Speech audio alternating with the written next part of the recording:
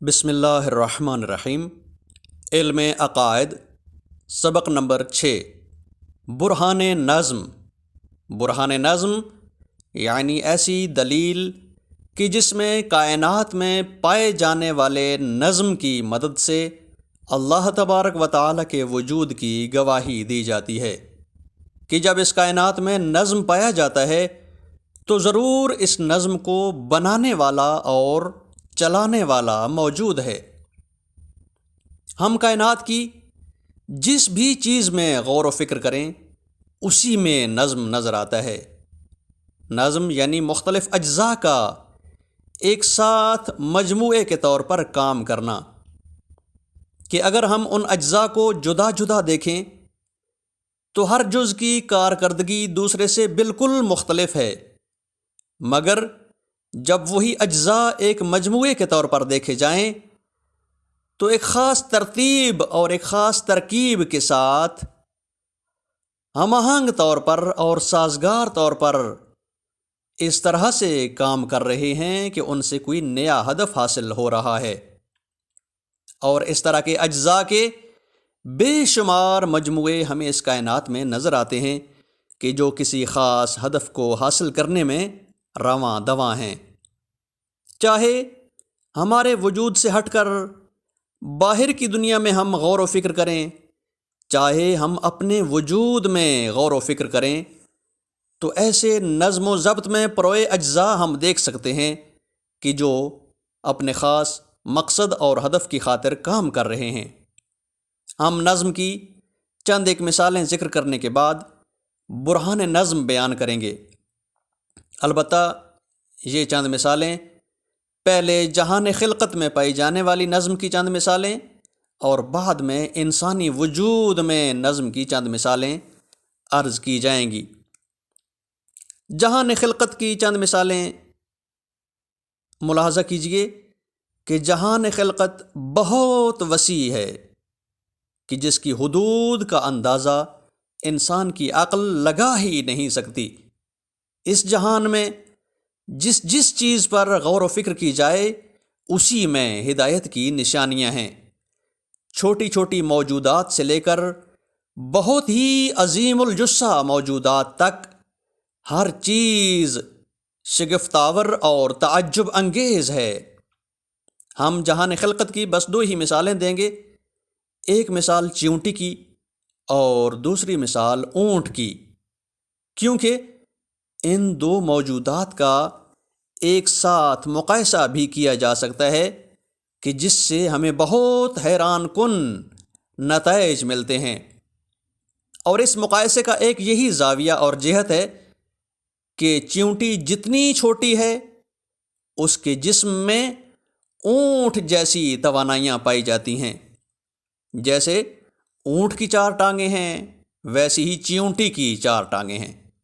اونٹ کے سر میں آنکھ اور کان، اسی طرح چیونٹی کی سر میں بھی آنکھ اور کان۔ جیسے اونٹ سخت سے سخت سفر کر جانتا ہے،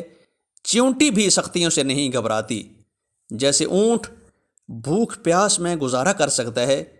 چیونٹی بھی بھوک پیاس میں گزارا کر سکتی ہے۔ جیسے اونٹ کی زندگی میں نظم و ضبط ہے، ایسے ہی چیونٹیوں کی زندگی میں بھی نظم و ضبط پایا جاتا ہے۔ یعنی ایک بہت بڑا جانور اور ایک بہت ہی چھوٹی سی موجودات کے باوجود اس کے کہ یہ بہت چھوٹی چھوٹی ہیں، لیکن ان کے وجود میں بھی اونٹ کے وجود کی طرح ہی نعمتیں پائی جاتی ہیں، اگرچہ کہ یہ بہت ہی چھوٹی ہیں۔ زندہ موجودات میں چھوٹی سی مثال چیونٹی کی ہے کہ جس کا وجود دیکھا جائے یا اس کا رہن سہن اور زندگی کا طور طریقہ دیکھا جائے تو انسان کی عقل حیران رہ جاتی ہے کہ اتنی چھوٹی ہونے کے باوجود کتنی دقت پر مشتمل ہے۔ چیونٹی تمام موجودات کی طرح حرکت کرتی ہے، سمجھ شعور کی مالک ہے۔ اس کی حرکت اور شعور کے ساتھ ساتھ وہ اپنی جسامت میں بالکل مکمل خلقت کی مالک ہے۔ اس کے سمجھنے کے لیے دماغ، سننے کے لیے کان دیکھنے کے لیے آنکھیں، کھانے کے لیے چھوٹا سا منہ، کھانا ہضم کرنے کے لیے اس کا معدہ اور پیٹ، نسل بڑھانے کی صلاحیت، سبھی کچھ اس کے چھوٹے سے جسم میں پایا جاتا ہے۔ اور حرکت کرنے کے لیے ٹانگیں کہ جن سے وہ اپنے آپ سے بڑھ کر بڑے بڑے پہاڑوں پہ بھی چڑھ جاتی ہے،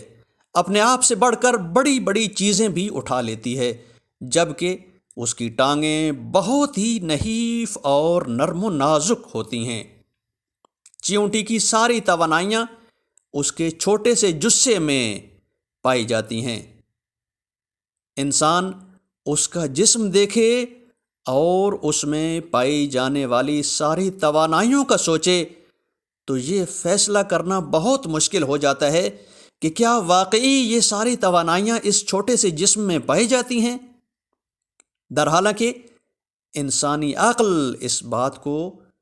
سمجھ نہیں سکتی، مگر باوجود اس کے یہ تمام توانائیاں چیونٹی کے پاس موجود ہیں، اور اسی کی خلقت کے عجائب کو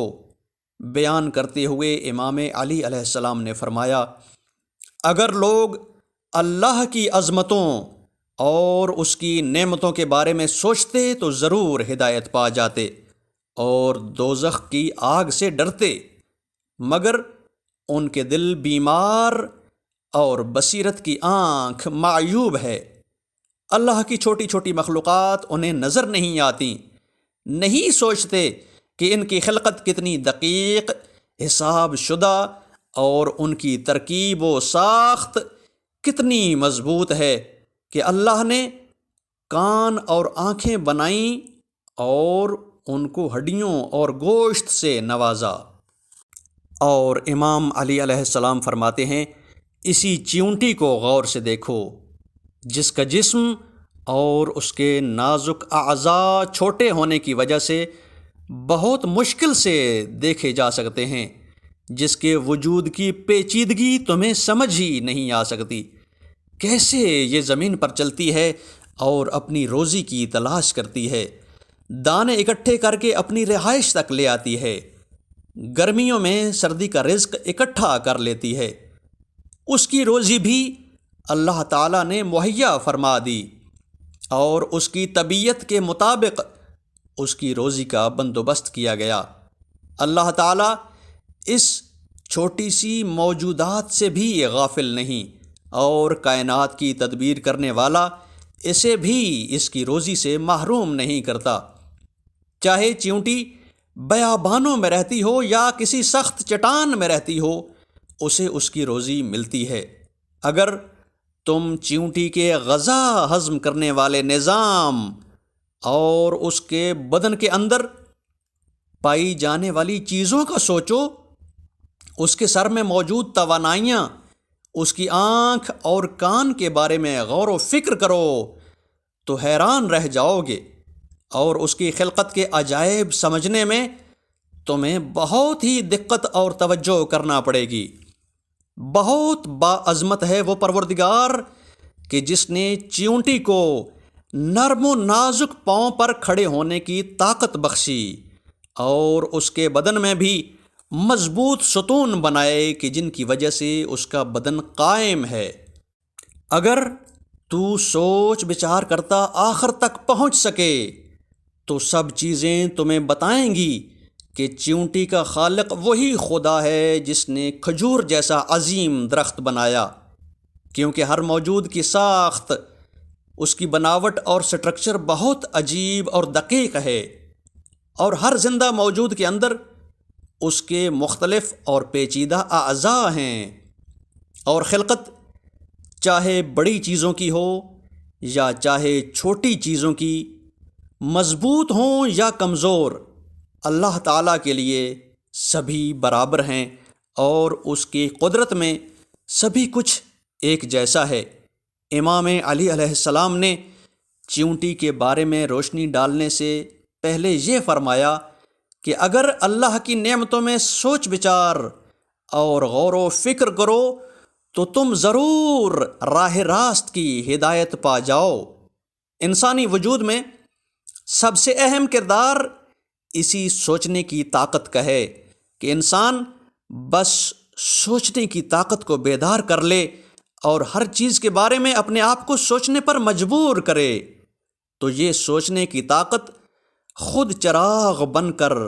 حق کا راستہ دکھاتی ہے۔ انسان کسی بھی چیز کے متعلق سوچے کہ یہ کیسے بنی، اس کا فائدہ اور مقصد کیا ہے،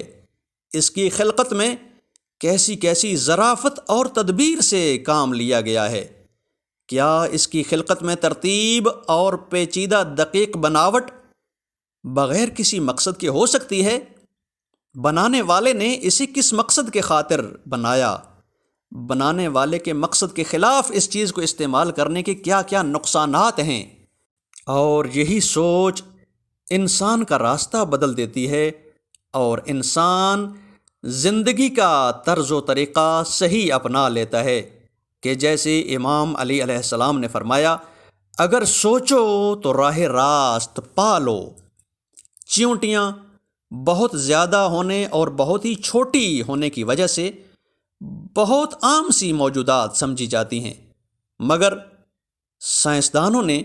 جب چیونٹی کے بارے میں تحقیق شروع کی تو 20 سال سے زیادہ عرصہ لگ گیا۔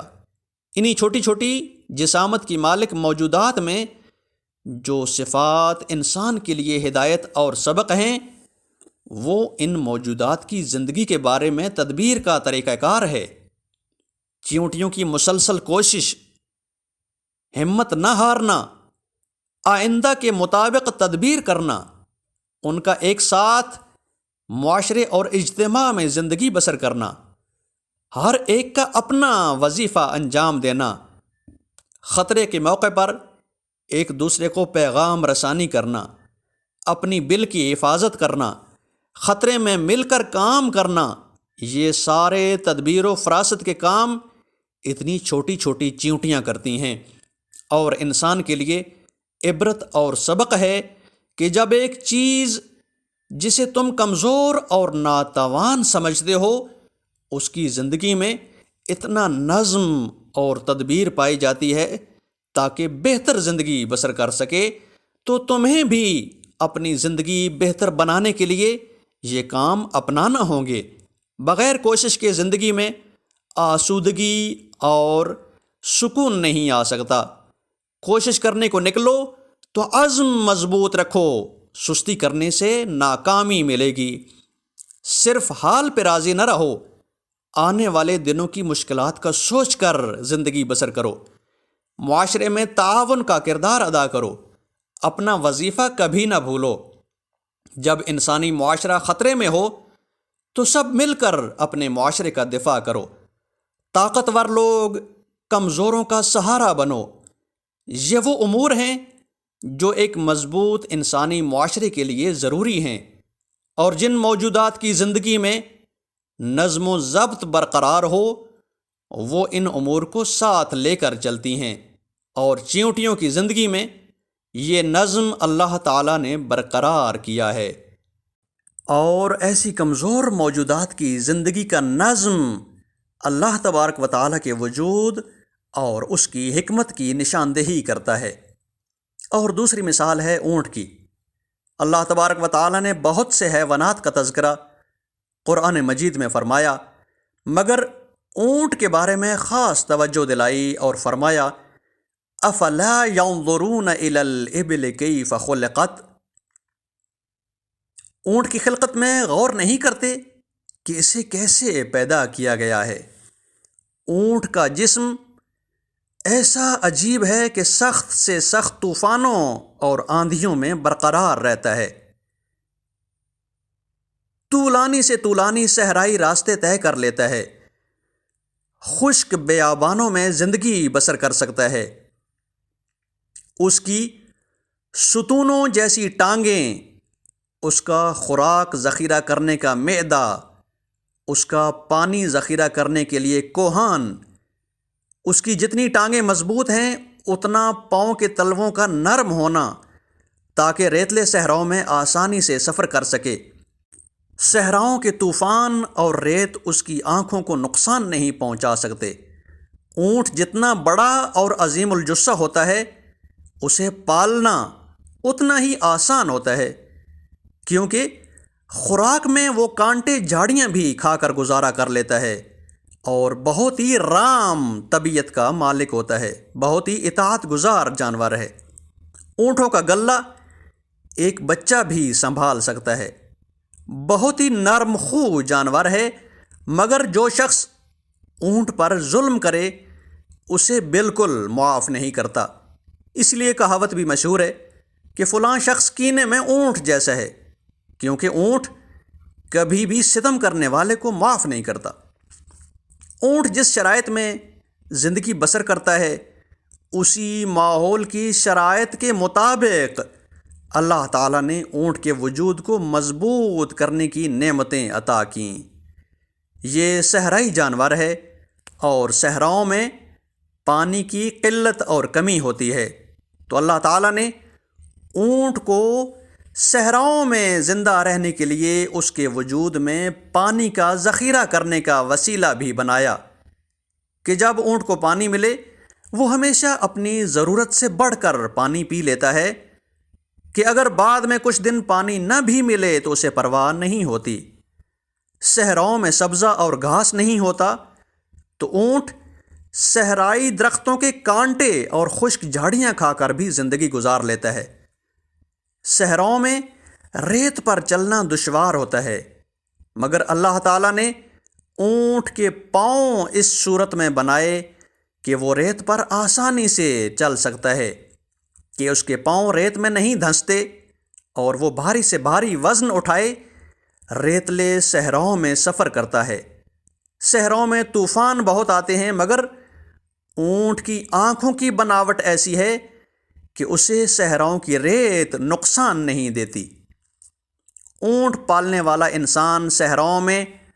اللہ کی زمین پر سفر کرتا ہے اور آسمان کی چھت کے نیچے سفر کرتا ہے، اور وہ اس دوران چاہے تو بہت سی اللہ کی زمینی اور آسمانی آیات کی تلاوت کر سکتا ہے۔ اگرچہ ہر انسان اس زمانے میں بھی جس وسیلے سے سفر کرے، سفر کے دوران اگر یہ سوچے کہ یہ گاڑی یا مشینری چلتی جا رہی ہے اور کبھی بھی کسی بھی خرابی کے باعث میری زندگی لے سکتی ہے، مگر جب تک میری زندگی میری تقدیر میں ہے وہ مجھ سے چھن نہیں سکتی۔ میری زندگی عطا کرنے والے نے زمین و آسمان کی بہت ساری طاقتیں میری حفاظت میں لگا رکھی ہیں۔ انسان زندگی کے سفر میں کسی بھی موڑ پر اس دھرتی اور آسمان کے خالق میں سوچے تو اسے خالق کی نشانیاں نظر آ جاتی ہیں۔ بس شرط یہ ہے کہ انسان سوچے کہ کیا کچھ اس کائنات میں بنا ہوا ہے اور کس نے بنایا ہے، ان سب چیزوں کے بنانے کا مقصد اور ہدف کیا ہے۔ انسان نے علم اور سائنس میں جتنی زیادہ ترقی کی، صرف اسی بات میں مگن ہو گیا کہ یہ سب کچھ کیسے بنا ہے، مگر اس بات کو بھول گیا کہ بنانے والا کون ہے اور اس نے یہ سب کچھ کیوں بنایا ہے۔ قدیم زمانے کے فلاسفرز اور سائنسدان اس بات پہ بھی سوچا کرتے تھے کہ یہ سب کچھ کسی بنانے والے نے بنایا ہے، اور چند صاحبان عقل نے یہ بھی سوچا کہ یہ چیزیں کیسے بنی ہیں، ان کی بناوٹ میں کون کون سی شرائط شامل ہیں۔ تو اسی فکر کو لے کر سائنسدانوں نے تحقیقات شروع کر دیں کہ یہ چیز کیسے بنی ہے اور وہ چیز کیسے بنی۔ مثال کے طور پر انسان کی آنکھ کیسے بنی ہوئی ہے، اس کے کانوں کی بناوٹ کیسے ہے، اس کا دماغ کیسے بنایا گیا ہے۔ تحقیق کا یہ طریقہ کار انسانی زندگی میں سہولتیں ایجاد کرتا گیا کہ جیسے اللہ تعالیٰ نے چیزیں بنائی ہیں ان کے بارے میں انسان نے سوچ کر اسی طرح سے سائنسی طریقے سے چیزیں بنانا شروع کر دیں۔ آنکھ کی بناوٹ پر سوچ کر سائنسدان نے کیمرہ بنا ڈالا، انسانی مغز پر تحقیق کرنے کے بعد انسان نے کمپیوٹر بنا ڈالا، اور اسی طرح مختلف موجودات پر تحقیقات کرتے ہوئے سائنسدانوں نے نئی نئی ایجادات تیار کر لیں۔ نئی ایجادات سے انسان مصنوعی دنیا میں آ گیا، مصنوعی دنیا میں قدم رکھتے ہی قدرتی اور طبیعی دنیا سے دور ہوتا چلا گیا۔ جیسے جیسے انسان نے مصنوعی اور ایجادات کی دنیا میں قدم رکھا، انسان یہی سوچنے لگا کہ بس میں خود ہی ہر چیز کا خالق ہوں، یہ کائنات ایسے چلنی ہے جیسے میں نے ارادہ کرنا ہے۔ اس سوچ میں انسان اپنے خالق سے بہت دور ہو گیا۔ یہ سائنسدان اس فکر سے بہت دور ہو گئے کہ اس کائنات کا کوئی خالق بھی ہے اور اس نے کائنات کسی ہدف کے لیے بنائی ہے۔ سائنسدان اپنی مصنوعی اور ایجادات کی دنیا میں اس قدر کھو گئے کہ جب اللہ کے وجود کی بات آتی ہے تو بہت جرأت اور جسارت سے کہنے لگتے ہیں کہ اللہ کے وجود کا تجربی دنیا میں کوئی ثبوت نہیں ملتا کہ وہ ہے یا وہ کون ہے یا وہ کہاں ہے۔ اسی طرح انسانی زندگی کے بارے میں کہتے ہیں انسان کی روح پر کوئی سائنسی ثبوت نہیں ہے، انسان بس فزیکل اور کیمیکل شرائط کی ایجاد کا نتیجہ ہے، مگر یہ نہیں سوچتے کہ وہ مادی شرائط کس نے فراہم کی۔ صرف یہی سوچتے ہیں کہ مادی شرائط فراہم ہوئیں، مگر یہ نہیں سوچتے کہ مادی دنیا اور زندگی کی شرائط کس نے مہیا کی ہیں اور کیوں۔ سائنسی ایجادات نے مادی اور حیوانی سہولیات دی ہیں، مگر روحانی اور انسانی بنیادیں ویران کر دیں۔ اس کی اصلی وجہ بھی یہ تھی کہ جب شروع میں سائنسی تحقیقات کا کام شروع ہوا تو دیندار عیسائی پادریوں نے، مولویوں نے سائنسی تحقیقات کی مخالفت کی، اور پہلے ایسے سائنسدان میدان میں آئے کہ جو اللہ کے وجود اور دین کے انکاری تھے، یا اللہ اور دین کے بارے میں بہت کمزور نظریات کے مالک تھے۔ جب منحرف لوگ سائنسی تحقیقات کے میدان میں آئے اور دینداروں نے سائنسی تحقیقات کی مخالفت کی تو دین کا تمسخر اڑایا گیا، دین کا مذاق اڑایا گیا اور دین سے دوری کا نعرہ لگا دیا گیا، اور عیسائی ناقص مولویوں کی وجہ سے سائنسی تحقیقات اور دین میں دوری کا شگاف ایجاد ہو گیا، اور سائنسی دنیا دینی دنیا سے بالکل دور ہوتی چلی گئی، اور نتیجہ یہ نکلا کہ سائنسدانوں نے کہہ ڈالا دینی عقائد اللہ کا نظریہ یا انسانی روح کا نظریہ نفسیاتی بیماریوں کا نتیجہ ہے، اور اس کا کوئی سائنسی ثبوت نہیں ملتا۔ نہ عقل کی کوئی حقیقت ہے، نہ روح اور فطرت کا کوئی ثبوت ہے، نہ ہی ان کا کوئی خالق ہے۔ یہ اس سائنس کا نتیجہ نکلا کہ جو سائنس دین سے دور رہی، جبکہ اگر دینی علماء ہی سائنسی تحقیقات کا ساتھ دیتے اور کائنات کی موجودات کو اللہ کی حکمت کی نشانیاں سمجھ کر تحقیق کا میدان فراہم کرتے، تو آج سائنسی علوم کی نئی ایجادات اور نئی تحقیقات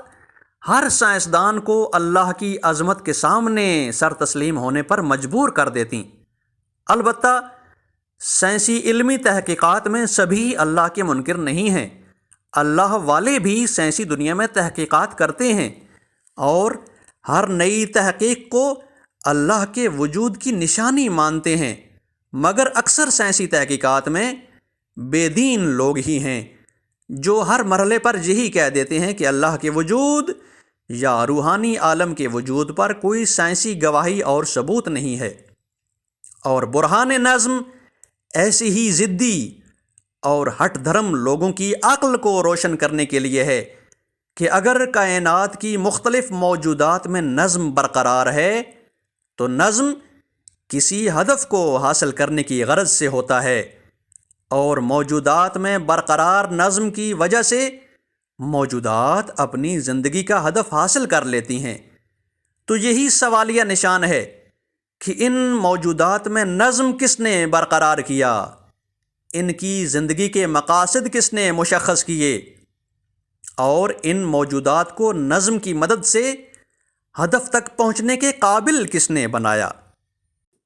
برہان نظم کائنات کے نظم سے کسی نظم چلانے والی ہستی پر گواہی دینے کے لیے بہت ہی عام فہم اور آسان دلیل ہے، اور یہ برہان نظم اس ترتیب اور تحلیل سے بیان کیا جا سکتا ہے۔ نمبر 1، کائنات کی موجودات میں نظم برقرار ہے۔ نمبر 2، موجودات میں پایا جانے والا نظم بہت ہی دقیق اور حیران کن ہے۔ نمبر 3، حیران کن نظم علمی دقتوں اور حساب کتاب پر مشتمل ہے۔ نمبر 4، حساب کتاب اور علمی دقتوں پر مشتمل نظم کسی ہدف اور مقصد کی بنا نہیں ہو سکتا۔ نمبر 5، کسی مقصد کی خاطر علمی حساب کتاب کا نظم بغیر علم و حکمت کے نہیں ہو سکتا۔ اور نمبر 6، علم اور حکمت سے حاصل ہونے والا دقیق علمی نظم بغیر کسی عالم، حکیم اور صاحب قدرت ذات کے نہیں ہو سکتا۔ نتیجہ، پس کوئی ایسی ذات ہے کہ جس نے کائنات کی موجودات میں نظم برقرار کیا ہے اور جس نے موجودات کی زندگی کا مقصد معین کیا ہے، اور ایسی ذات بے نہایت علم و حکمت اور قدرت کی مالک ہے جو کائنات کی تدبیر کر رہی ہے اور اس کائنات کی موجودات کا نظم چلا رہی ہے۔